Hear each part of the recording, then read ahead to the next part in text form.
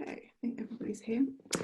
Okay, good afternoon, everyone. Thank you for joining us for our very first of a 5-part webinar series titled Dementia Keys, which is a crash course on basic dementia knowledge. We will also provide practical information on where to turn to for guidance and advice. The idea behind these webinars is to provide the community with knowledge and practical tips to help navigate recent unexpected changes and help you to plan for the future. I'd like to introduce Sweet Tree's clinical dementia specialist, Alexis Sobrano, who will be presenting today's webinar. Welcome, Alexis. Welcome. Thank you for joining us, everyone. My name is Alexis Sobrano. I am the Dementia Service Manager and Clinical Specialist at Sweet Tree Home Care Services. Very glad that you could join us this afternoon for our first webinar series in our informal care support series. We're very excited to bring this to you today. Just a bit about me. I've been with Sweet Tree for about 4 years. Before that, I was practicing as a licensed clinical social worker and private care manager in New York. So very excited to share my experience, my knowledge with everyone, and hoping that everyone can take a bit of information from today that will be of assistance. So today's aim is to provide knowledge with the signs and symptoms of dementia so that people feel empowered to have conversations with healthcare professionals, to provide information on the common types and stages to demystify the disease so people lose that fear in approaching dementia as a disease, and to provide actionable points for everyone. So hopefully at the end of the webinar, you'll be able to take some of the information, take some of our points, and start contacting your healthcare professionals if you have any concerns. Just want to make sure everyone can hear me.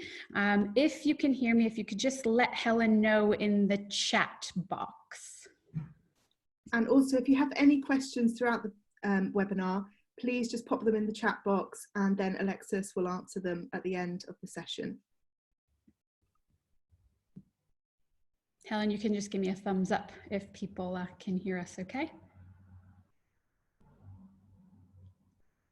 Yeah, I think, yes, yeah, the general consensus is that Okay, that's good. That's a good start. I'm very happy. Okay. All right, so we will launch right in. Okay, so we wanted to start with a simple question of what is dementia? So there are hundreds of different types of dementia, and it's not a single disease. It's really an overall term, much like saying heart disease, covers a range of specific medical conditions. It's an overall term for disease that's typically characterized by a decline in memory, language, problem solving, and other thinking skills that may affect a person's ability to perform everyday activities. Disorders grouped under the general term of dementia are typically caused by abnormal brain changes that trigger declines in thinking, cognitive abilities, and impair the daily life of an individual. They affect behavior, feelings, and relationships as well. What I really want to focus on here is that there are many, many different types of dementia. The key is really that the cognitive difficulty is impairing someone's daily function. Mostly when people think about dementia, they think of memory loss, but there are a lot of other symptoms as well, such as difficulty with executive functioning, which includes people's ability to plan, organize, and complete tasks. So sometimes what we'll see is people who are starting to have a bit of difficulty with bill payment, and will start to think that something's not right and take some investigation from there. It is not a normal part of aging. Dementia is a disease. There is something called mild cognitive impairment, which is more age-related memory loss, which we will talk a bit about today as well. Okay, here are the 5 most common types of dementia, and probably most of you have heard of 1 or 2 types of dementia. So we have Alzheimer's dementia, which is the most common type of dementia, vascular, Lewy body dementia, frontotemporal dementia, and mixed dementia. Mixed dementia is if somebody is diagnosed with more than 1 type of dementia, which is possible. There are also over 200 subtypes of dementia. So here we're really talking about prevalence, and each disease has a different process, outcome, and symptoms. There's a bit of overlap in some of the symptoms that you'll see with each of the different types of dementia, but the progression of the disease and the origin of the specific disease is different for each type. Now I'm going to see if there are any questions coming through the chat box yet. No? Okay. Got any questions yet? No. Okay. And if I'm going too fast, you can tell me to slow down. Tell Helen to tell me to slow down. So we'll go on to discuss the causes of dementia. So as I said, it's really caused by damage to the brain cells, and the brain cells therefore are not able to send those electrical signals around the brain, which interferes with the brain's ability to communicate with the rest of the body. Different types of dementia are associated with different types of brain damage in different regions of the brain. So you'll see from there that different aspects of functioning are impaired based on what part of the brain is particularly damaged. Now, really, we can only see that if we look at MRI scans, and GPs and neurologists do very specific tests on someone to look at where the brain is damaged, or what they'll do is a symptomatic probable diagnosis based on symptoms that somebody's showing. Vascular dementia, for example, is caused by vascular issues such as heart conditions, cardiovascular issues, diabetes, etc. Alzheimer's and Lewy body dementia are really classic plaques and tangles of different proteins that are building up in the brain and impairing the brain's functioning. Now, what people are speaking about a lot is modifiable lifestyle factors. So healthy eating habits, exercise, diet, stress and trauma as causes of brain damage as well. So those are ways that we can modify really our risk of dementia and bring down the prevalence. Any questions from there, Helen? Somebody's asked if we could just slow down a little bit, and I'm not sure if the slides are, is everybody able to see the slides?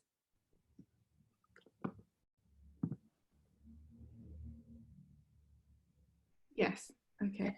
That's yeah. good. Okay, great. I will slow down then. But just a little bit slower, I think, Alexis. Yeah, the slides are all there. Any questions about the causes so far? No. No, okay.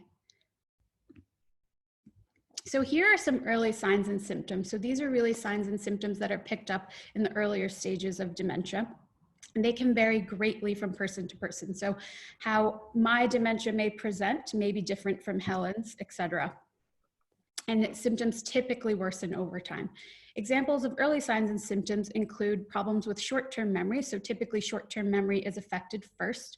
So we're forgetting where we place things, or forgetting, for example, what we had for breakfast. Keeping track of items such as a purse or wallet, so misplacing things from time to time. Difficulty paying bills, as I said earlier, with the executive functioning. Planning and preparing meals. If we think about actually all the steps that are involved in planning a meal and preparing a meal, it's a lot for our brain to handle. We're just used to doing that every day for a long time in our lives. So that can become difficult as well. Recalling appointments, so that ties into the short-term memory. Some people may display some difficulty recalling appointments, where they have to be, when, what day, etc. And then difficulty or lost confidence traveling outside of the neighborhood, especially to unfamiliar places. So if your loved one suddenly starts to feel a bit insecure about navigating around, you may want to see if there's something else going on. And then finally, some mood and personality changes. Most notably, the mood and personality changes occur with a frontotemporal dementia. Typically, that's the first sign that something's off. People notice that their loved one is not acting themselves, perhaps acting very disinhibited, using language that they haven't used before, etc. Okay. So more signs and symptoms: short-term memory, difficulties that are really affecting daily life and functioning. Changes with executive functioning, disorientation to time, place, or person. So maybe momentarily not knowing where they are, not knowing the day of the week or who somebody is. Difficulty with written or spoken language, so expressive difficulties. Difficulties navigating due to visual or spatial perception that's not attributable to eye difficulties. Decreased or poor insight and judgment, and withdrawal from any usual activities and routines. Now, some people may think, oh, I've done that from time to time, and I just am relating it to my age, and I'm getting a bit older. So I wanted to really highlight the differences between signs of Alzheimer's and dementia and typical age-related changes. So an age-related change is really transient, and it's not impairing somebody's functioning on a consistent basis, whereas signs of Alzheimer's and dementia are more persistent and gradually worsen over time.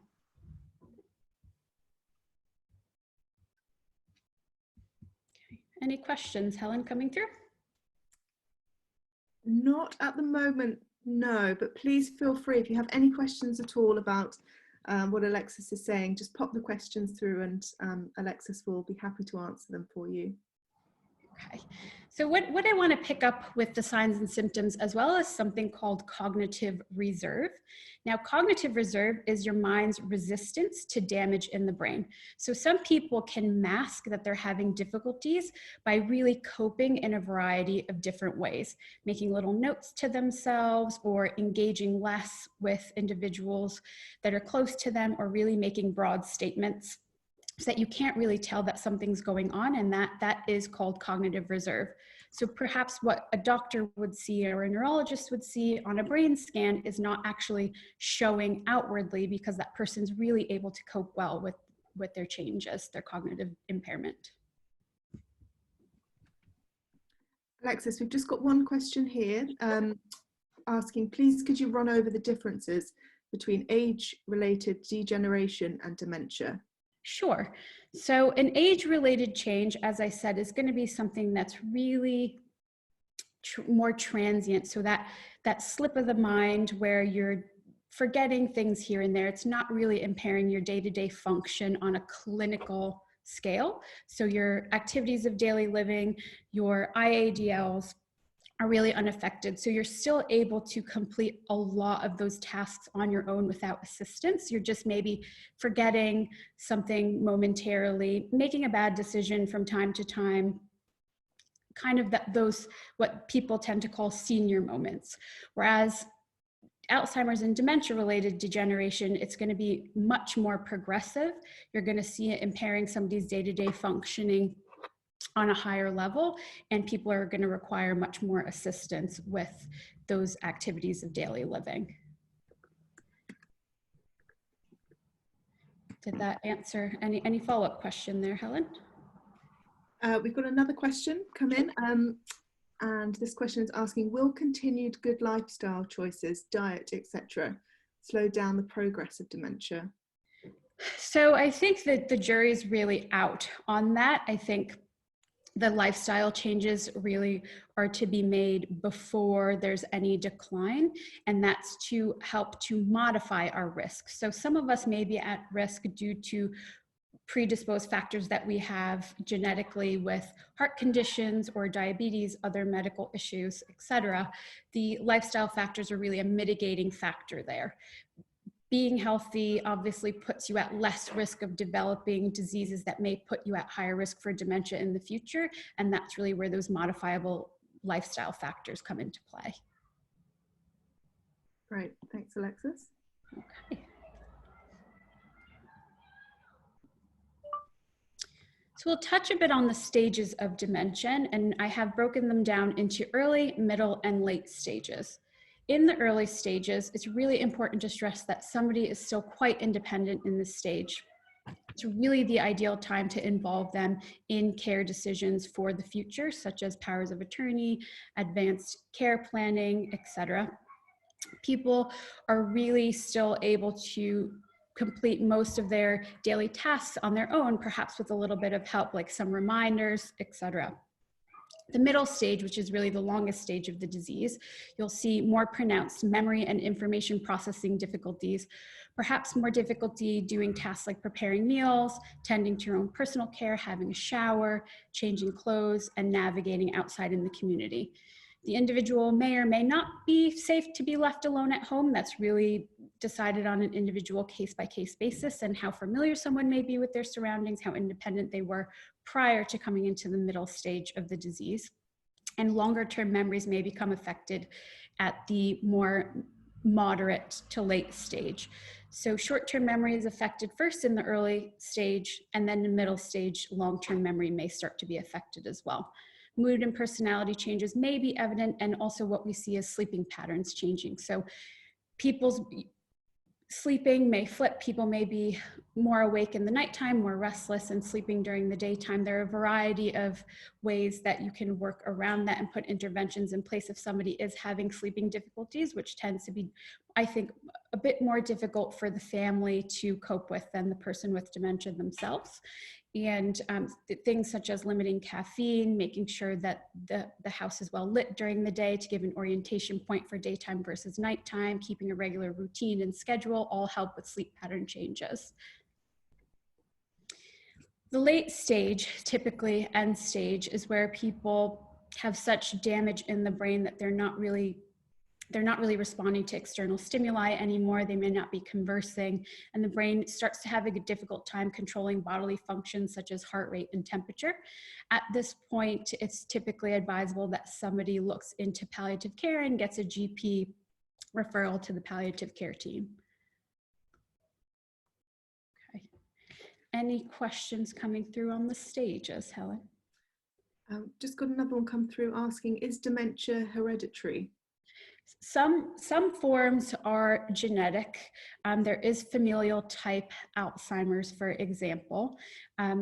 That is really beyond the scope of what we're going to talk about today, but yes, there are certain genetic types of dementia. Okay, great. Okay.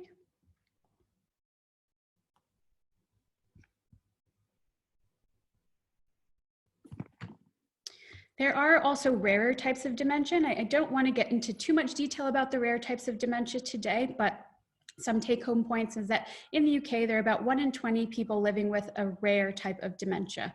Here I have listed a few of the rare types of dementia. So there's atypical Alzheimer's, Creutzfeldt-Jacobs disease, HIV-associated neurocognitive disorder, Huntington's disease, normal pressure, hydrocephalus, and progressive supranuclear palsy. So what I really wanted people to take away from the rare types and getting information about the rare types of dementia is that it's typically a bit more difficult to get a diagnosis with a rare type of dementia. Typically will be somebody who is younger onset, so that is before age 65, and memory is not the key feature most of the time. It may be vision, mobility, or behavior issues that are presenting, so it's a bit more intensive to get a diagnosis. UCL has an amazing rare dementia support hub, and I've put the link here. So if anybody is curious about any of the more rare types, please feel free to take a look at the UCL Rare Dementia Support Hub page. They have tons of information if anybody is concerned about any symptoms that may present with a rare type of dementia.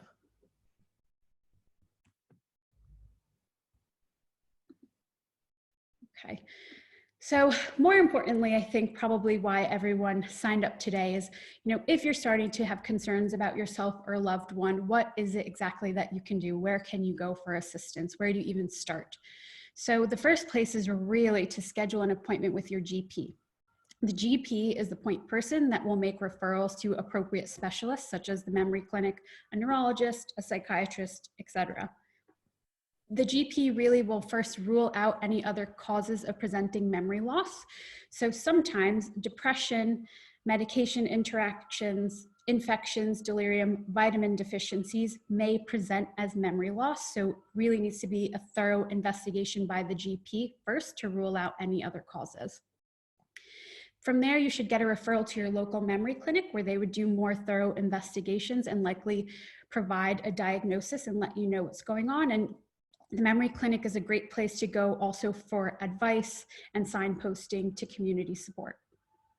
It's a really good time in general, I think, when we reach a certain point in our lives to start thinking about legal documents like powers of attorney, advanced care planning. Powers of attorney really has two separate branches, a financial aspect and then a health and welfare aspect. They are separate and not many people know that. So it's really important that you have these discussions with your family members and start thinking who would be the best person to be an advocate for finance, health and welfare. You can appoint more than one person. And really most importantly is that it has to be logged with the Office of Public Guardian. So that gets registered with the Office of Public Guardian. It is a legal document, so a solicitor does need to walk you through all of that, but very important to get done quite early on if you're getting the feeling that something is not right cognitively with a family member. Making contact with a care provider such as Sweet Tree, which I like to call the discovery phase of formal support, is just taking a look at the providers that serve your area, who are specialists in the area that you need most assistance. So for us, we have a specialist dementia care service where everyone's specially dementia trained. and get a feel for who you feel could meet your needs, what kind of support you would like. Start having those preliminary conversations with local providers to get an idea of where you can turn for support when you need it. It never hurts to get an early care assessment. They are free of charge. So calling early and asking to have a care assessment is never a bad idea. And I don't think there's really ever a too early of a time to do this. You can also contact your local authority for a care assessment and a CARES assessment. So the care assessment, the local authority social work team would look into your loved one's needs and decide what level of support they might need at this time, and also if the local council will make a financial contribution. Now that is means tested, but always a good idea to get that process going because there can be a bit of a waiting list. Also to keep a diary of changes that you're noticing and how it's impacting your loved one, but also yourself. So as I said before, if there are changes in sleep pattern, that's something that you want to note down in detail, when it's happening, what's happening before the person's getting in bed, and really having a detailed diary of what's going on so that the GP, the memory clinic, and the professionals that you're involved with can really have a good look at how to help you and your loved one best. Lastly, to get a specialist dementia assessment from an independent provider. So this is something that we also do at Sweet Tree. We would come in and provide a completely personalized, person-centered care assessment to look at the needs of your loved one and the whole family now, but also to start to look at future needs and start planning for that, provide a bit of a roadmap for what things might look like. Okay, I'm going to pause there, Helen, and see if there are any questions. Anyone wants me to go through in more detail any of these tips?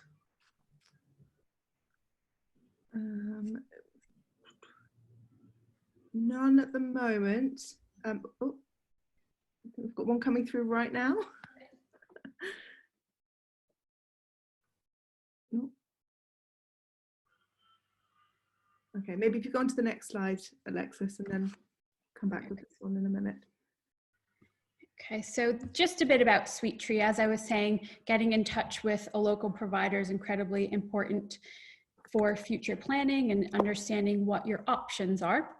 So at Sweet Tree, we have a specialized dementia care service where everyone receives specialist dementia care training right in the beginning of their employment. We really recognize that everyone's needs are so different, and we provide personalized care assessments for people. You get a care manager assigned. They would go out and do the assessment and look at all of your needs, their biological needs, emotional needs, social needs, spiritual needs, and put together a comprehensive individualized care plan for the individual and look at the family needs as well. Where needed, we're able to provide specialist one-to-one training. So if somebody has a specific behavior or issue that we're working around, we will do that on the ground with the support team and family. And what we find is incredibly important as well is working with families to make sure that families have emotional support, but also knowledge and information and signposting so that all needs are met for everyone. Okay, I've got a couple of questions here. Okay. What is the difference between Alzheimer's and dementia? So Alzheimer's is a type of dementia. Dementia is the umbrella term that is really used to describe a variety of different cognitive diseases. So nobody will be diagnosed with dementia. They'll be diagnosed with a specific type of dementia. And I can go back. I'm happy to go back to the 5 most common types of dementia. And so someone can be diagnosed with Alzheimer's, vascular, Lewy body, frontotemporal dementia, or a mixed dementia. And as I said, mixed dementia is really when you're diagnosed with 2 types of dementia. Okay, right, thank you. And the other question here I've got is, how long does the disease take to develop before you see the warning signs? That is a very, I think, debated question. So there has been research done that you can start to see deterioration in the brain sometimes as early as 30s and 40s, but it doesn't progress to the point where you would see symptoms until much later in life. And that's typically when people go under investigation for cognitive issues. But that is right now the common research.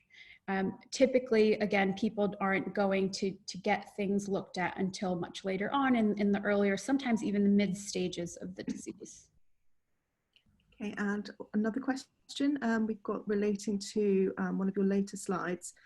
Please, the power of attorney one. Sure. Please, can you advise when it might be too late to organise power of attorney? Sure.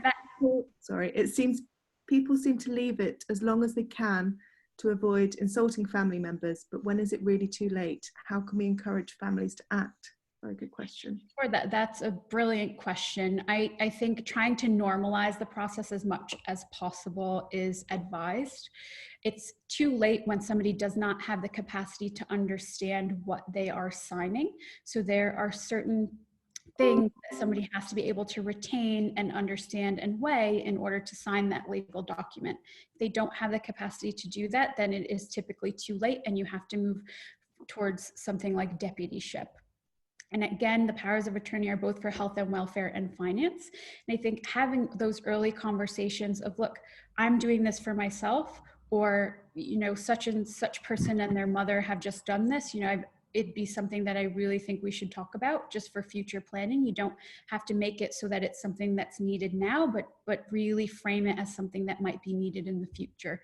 And it's really for all of us, because something could happen to myself tomorrow or any healthy person. It's really something, a good practice to have in place just in general in terms of maintaining control. And sometimes that's how I phrase it to some of our clients, that it's really about you letting us know now what you want and what you don't want. So then if there's a time when you're not able to communicate that on your own behalf, we can do that for you and we can be your spokesperson.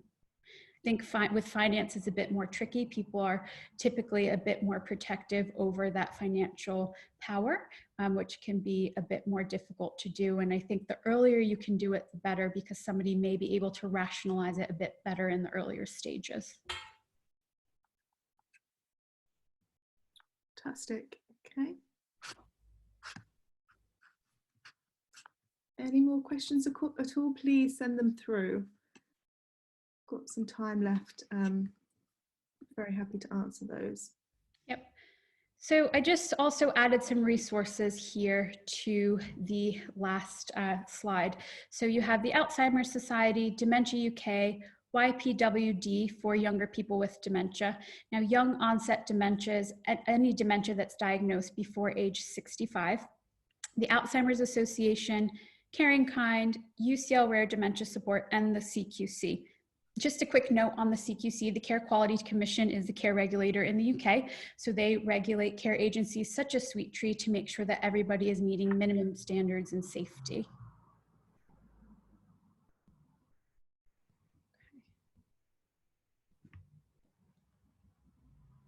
Does anybody have any questions about the local authority assessments or any other future care planning?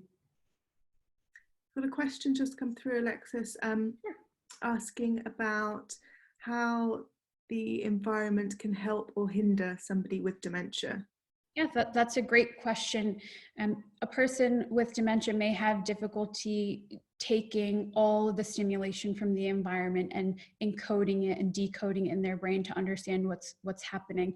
Again, very individualized, but you really want to make sure that the environment is as calm and as uncluttered as possible.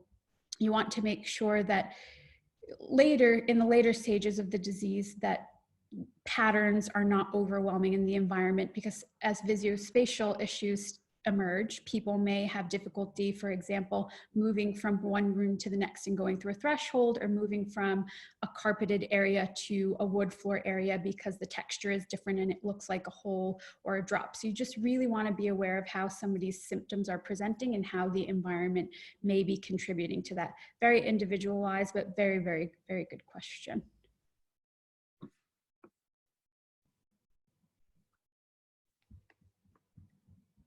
Okay, if we don't have any more questions, is there anything else you want to go through, Alexis? No, that's really it. Just wanted to give somebody a bit of information about really the signs and symptoms of dementia, what you can do if you have concerns, where to turn. Also, if you have any questions following and you weren't really quite sure how to use the chat function or weren't comfortable putting that question into the chat box, you can always call us at Sweet Tree. The number is here. It's 0207-644-9554. You can ask for myself. Again, my name is Alexis. I am the Dementia Service Manager and Clinical Specialist at Sweet Tree. Apologize for going a bit fast today. As Helen said, it's our first time feeling it out. It's a bit weird speaking into the ether here without seeing everyone's faces and getting live feedback. So really appreciate your patience today. And I really hope we see some of you on some of the next modules. Yes, thank you everybody once again for joining us today. If you'd like to sign up for next week's session, we'll be here at the same time, so 2 p.m. next Tuesday, where Alexis will be giving a webinar on COVID and dementia and how best to support people during this time. So yeah, we'll be sending links out for next week's session. If you'd like to join us, it would be fab to see you there.